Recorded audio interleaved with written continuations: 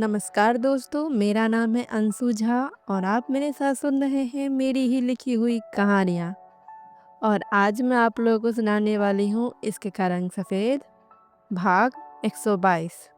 जी, आज एक ही भाग होगा और साथ ही आप सबको नया साल की ढेर सारी शुभकामनाएँ। मेरे साथ जुड़े रहिए और नई-नई कहानियाँ सुनते रहिए। तो चलिए, ज़्यादा बातें नहीं करते हैं और कहानी को स्टार्ट करते हैं।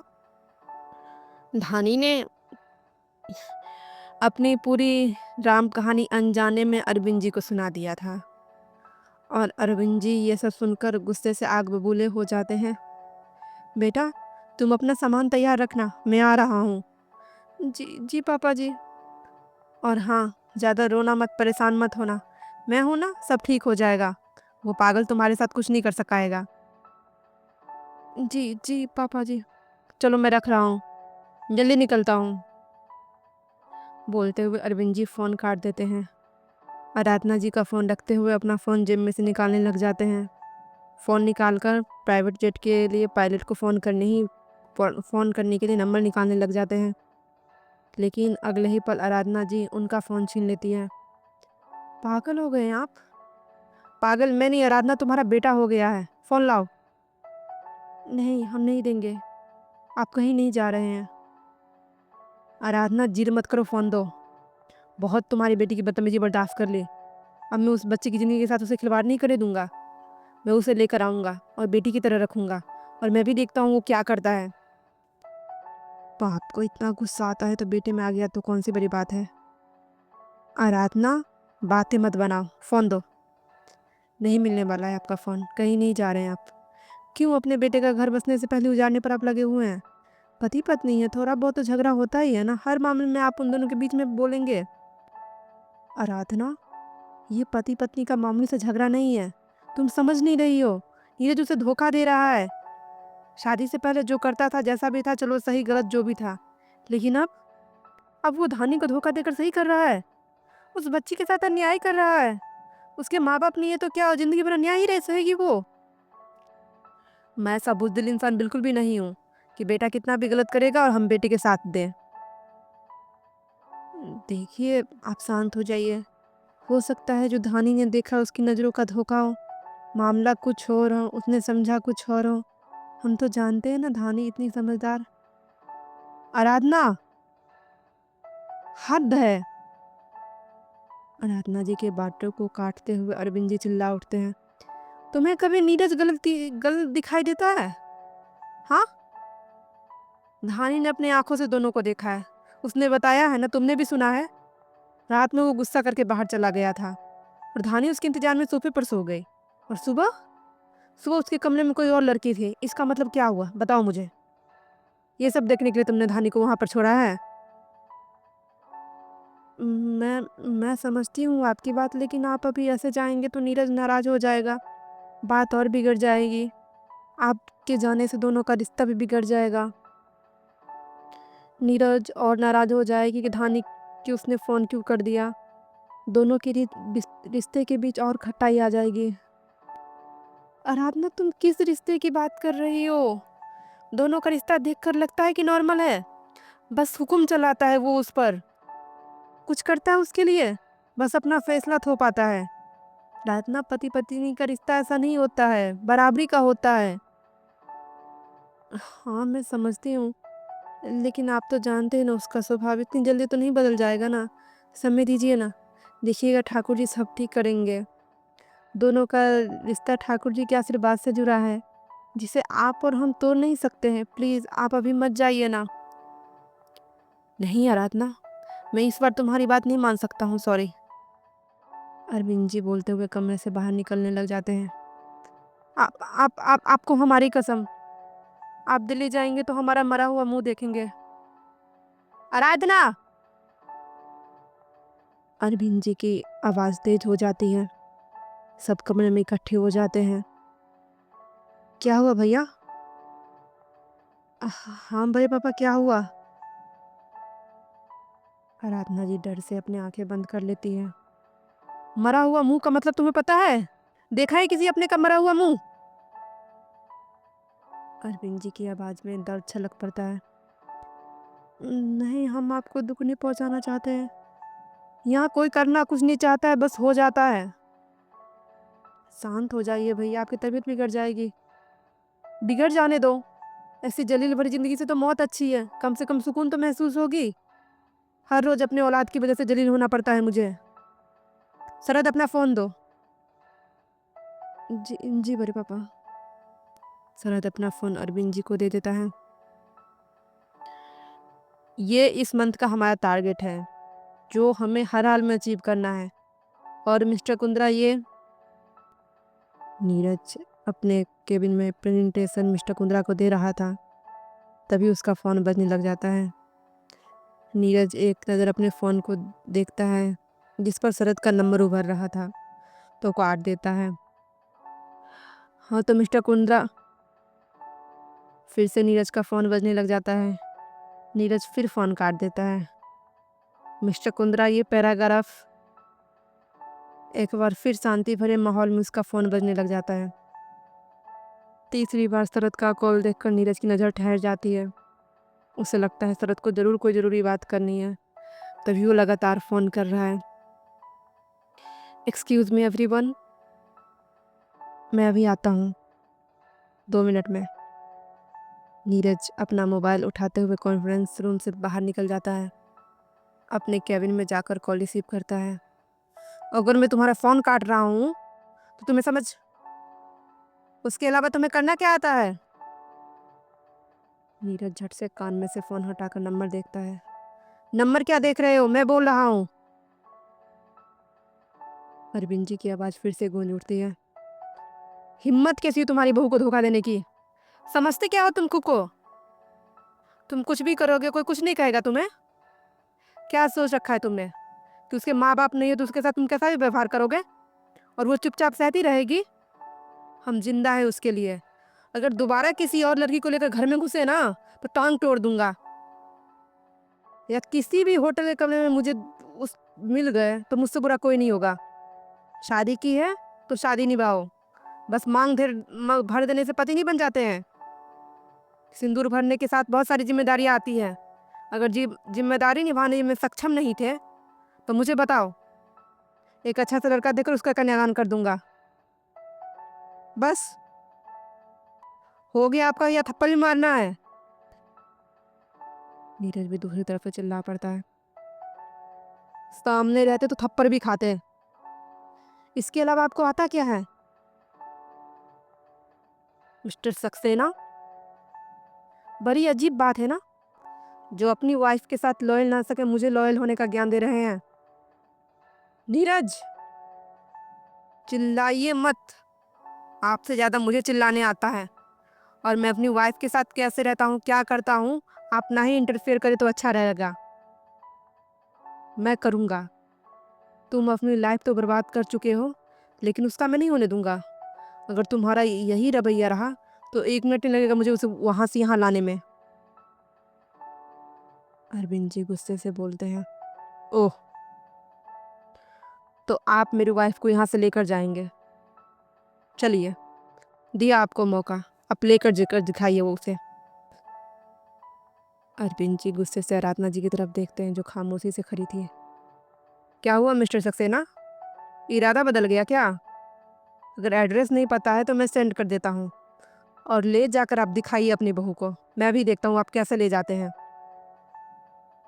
बोलते हुए नीरज फोन काट देता है।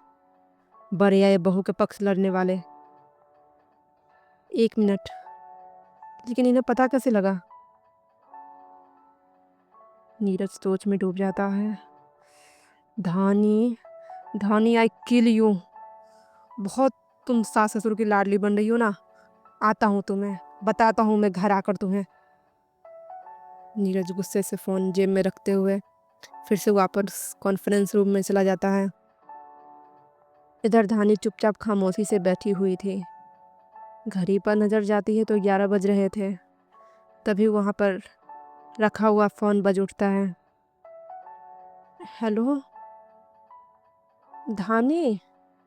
हाँ मम्मी जी, पापा जी अभी तक नहीं आए हैं। 2 घंटे बीत चुके हैं, हम उनका इंतज़ार कर रहे हैं। धानी, जो मैं कह रही हूँ आराम से सुनो। जी मम्मी जी, मैंने तुम्हारे पापा जी को वहाँ जाने से रोका है।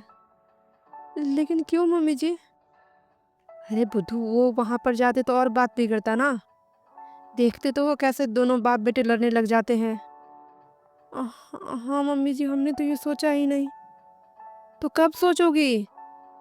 देखो धानी, मैं नहीं कहूँगी जो नीरज कर रहा है वो सही कर रहा है, लेकिन बेटा थोड़ा तो गौर से सोचो ना। हो सकता है वो लड़की आई हो और उसके साथ कुछ कर रही हो। हर सिक्का का दो पहलू होता है ना। और तुमने ही तो कहा था कि तुम्हें फर्क नहीं पड़ता है वो किसी लड़की के साथ रहे। तो फिर आज? धानी को अपनी कही हुई बात याद आने लग जाती है। बेटा तुम्हें फर्क पड़ रहा है, अच्छी बात है, क्योंकि एक पत्नी को फर्क पड़ना चाहिए अपने पति को किसी और के साथ देखकर। उससे लड़ो झगड़ो मारो पीटो सुधारो, मत बात करो मुंह फुलाओ, जो करना है करो, लेकिन उसके साथ करो। बेटा उसे छोड़कर मत आओ। बहुत मुश्किल से उसकी दुनिया बसी है, फिर से उसे अकेला मत छोड़ो। एक गलती तो भगवान भी माफ़ कर देता है ना। आज वही पहली गलती समझकर उसे माफ़ कर दो, लेकिन अगर दोबारा ऐसा करेगा तो मैं खुद तुम्हें वहाँ से लेकर आऊँगी। लेकिन आज के लिए उसे माफ़ कर दो। मैं ये नहीं कह रही हूँ कि उससे बात कर दिखाओ अपनी नाराज़गी, लेकिन उस घर में रहकर दिखाओ। उसे छोड़कर मत आओ, भागने से कोई उपाय नहीं होता है बेटा। तुम्हारे पापा जी को मैंने बहुत मुश्किल से रोका है। वो तुम्हारी दूसरी शादी कराने की बात कर रहे हैं। क्या? हाँ हाँ, लेकिन हमें कोई शादी नहीं करनी है। बेटा नहीं जानती हो दोनों बाप बेटे को, बहुत जिद्दी है। नहीं, फिर हम नहीं आएंगे यहाँ से। हमें नहीं किसी से शादी करनी है। हम इनके साथ ही रह लेंगे, लेकिन बात नहीं करेंगे। ये किया ना अच्छी वाली बात, मेरी अच्छी बच्ची वाली बात। हाँ वहीं पर रहो, खूब नाराज़गी दिखाओ। हाँ लेकिन ज़्यादा दिन नाराज़ मत रहना, क्योंकि तुम तो उसका गुस्सा जानती हो। जी मम्मी जी, लेकिन हम बात नहीं करेंगे, उनके साथ एक कमरे में सोएंगे भी नहीं, और उस बिस्तर पर तो बिल्कुल भी नहीं जिस पर वो आधे कपड़े वाली सोकर गई है। आराधना जी उसकी बातें सुनकर मुस्कुराने लग जाती है। हाँ हाँ बेटा, बिल्कुल मत सोना। तुम बगल वाले कमरे में जाकर सो जाना, अंदर से दरवाज़ा बंद करके। जी मम्मी जी, हम ऐसा ही करेंगे, उनसे बिल्कुल भी बात नहीं करेंगे, बहुत गंदे हैं। हाँ ठीक है, आप जाओ नहा धोकर कुछ खा पी लो। लेकिन आपको कैसे पता हमने नहाया नहीं है? मुझे पता है मेरी बेटी क्या कर सकती है, जाओ अच्छे से तैयार हो जाओ। जी मम्मी जी। और हाँ धानी। जी मम्मी जी। बेटा रोज़ एक बार कर मुझे फ़ोन कर लेना, तुमसे बात करूँगी तो लगेगा मेरे भी बच्चे हैं। जी मम्मी जी, हम इतने बड़े घर में क्या करेंगे? यहाँ पर भी काम करने वाले भैया हैं, हम आपको ही फ़ोन करके परेशान किया करेंगे। धीरे धीरे धानी का गुस्सा शांत हो गया था। हाँ खूब परेशान करना। चलिए अब हम रखते हैं मम्मी जी, प्रणाम मम्मी जी। खूब खुश रहो, दूधो फूलो न पूतो नहाओ। आराधना जी बात करके चैन का सांस लेती है। दोनों बाप बेटे एक दिन मुझे पागल करके छोड़ेंगे। धानी नहाकर तैयार होकर नीचे आती है। पूजा करने के लिए ठाकुर जी को ढूंढती है तो पूरा घर में मंदिर का कुछ अता पता नहीं था। मुकुल भैया। जी मैडम। भैया आप हमें मैडम मैडम मत कहिए। मैडम नहीं कहूँगा तो फिर सर गुस्सा होंगे और मैं क्या कहूँ आपको। अरे उनका गुस्सा करने का और नहाने के अलावा आता क्या है। हमारा नाम धानी है, आप हमें नाम से पुकारिए। नहीं मैडम, सर गुस्सा करेंगे। भैया आप हमें मैडम बुलाएंगे तो हम भी गुस्सा करेंगे। ठीक है फिर हम आपको दीदी बुलाएं। हाँ मैडम से तो यही ठीक है। अच्छा ये बताइए इस घर में मंदिर कहाँ है? दीदी इस घर में मंदिर नहीं है। मंदिर नहीं है? मतलब कोई पूजा पाठ नहीं होता है? नहीं, सर को भगवान पसंद नहीं है ना, इसलिए वो भगवान की मूर्ति या कुछ भी नहीं रखते हैं। अरे ये क्या बात हुई भला? भगवान भी पसंद नहीं होते हैं क्या? भगवान नहीं घर में रखेंगे तो कहाँ रखेंगे? यहाँ पर कोई मंदिर का जगह तो होगा ना? हाँ दीदी, उधर हॉल में एक तरफ मंदिर का जगह बना हुआ था, जहाँ पर सर ने फाइल का ढेर बना रखा था। एक काम करिए भैया, एक किशन कन्हैया की मूर्ति, एक लड्डू गोपाल की प्रतिमा, एक माता रानी की, एक भोलेनाथ की तस्वीर ला दे दीजिए। और हाँ, एक हनुमान जी की भी तस्वीर ले आइएगा और ये तुलसी का गमला भी ले आइएगा। दीदी तुलसी है बालकनी में। ठीक है, आप ये मूर्ति तस्वीर सब ले आइए, अगरबत्ती धूप दिया तेल सब ले आइएगा, घंटी भी ले आइएगा और माखन मिश्री भोग लगाने के लिए भी ले आइएगा। जी दीदी, हम अभी लेकर आते हैं। और दीदी कोई भी आए तो दरवाज़ा मत खोलिएगा। ये देखिए, मुकुल उसे दरवाजे का छेद दिखाता है। ये हटाकर देख लीजिएगा कि बाहर कौन है, तभी दरवाज़ा खोलिएगा। जी भैया। मुकुल बाहर सामान लेने के लिए चला जाता है। धानी कमर में साड़ी टाक कर पूजा वाले स्थान की सफाई में जुट जाती है। जिंदगी में इतने दुख झेल रखी थी कि अब वो छोटी मोटी तकलीफों से दर्द थोड़ी देर के लिए देती थी और थोड़ी ही देर में वो नॉर्मल हो जाती ही थी। मुकुल थोड़ी देर में सारा सामान लेकर आता है। हर कमरे में अच्छा खासा बालकनी का स्पेस था जहाँ पर पौधे लगे हुए थे। धानी फूल तोड़ कर लाती है और मंदिर को सजा देती है। लड्डू गोपाल की प्रतिमा को स्नान करके वस्त्र पहनाते हुए उनके झूले पर बैठा देती है। मुकुल अब सारा सामान लेकर आया था। धानी ने भोग भी बना लिया था। घंटी का शोर फ्लैट के वातावरण को भक्तिमय और आनंदमय कर देता है।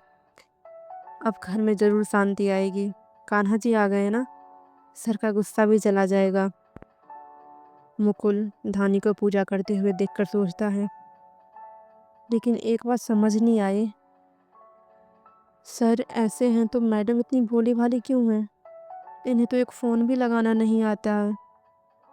दोनों का कोई मेल ही नहीं है, फिर ये शादी कैसे हो गई? सर की लाइफ में आज तक कहाँ कुछ नॉर्मल हुआ जो शादी नॉर्मल होती। लेकिन जो भी हो, दीदी बहुत अच्छी है, तभी तो सुबह के बाद तक अभी तक टिकी हुई है। नहीं तो कोई दूसरी रहती तो कब का घर कर छोड़ चली जाती। मैं दीदी का खाना लगा देता हूँ, उन्हें भूख लगी होगी। मुकुल धानी के लिए खाना निकालने के लिए किचन में चला जाता है। देखते ही देखते शाम हो जाती है। इधर धानी मुंह फुलाकर बैठी हुई थी, उधर नीरज गुस्से में ज्वालामुखी बनकर बैठा हुआ था। जैसे ही शाम होती है, नीरज ऑफिस से निकलने लगता है, लेकिन बाहर एक धमाका उसका इंतजार कर रहा था। हर हर महादेव दोस्तों, तो आज का भाग यहीं ख़त्म होता है। जल्दी ही हाजिर होंगे नए भाग के साथ। तब तक के लिए चैनल को लाइक करें, सब्सक्राइब करें और कमेंट करना बिल्कुल भी ना भूलें। Thank you.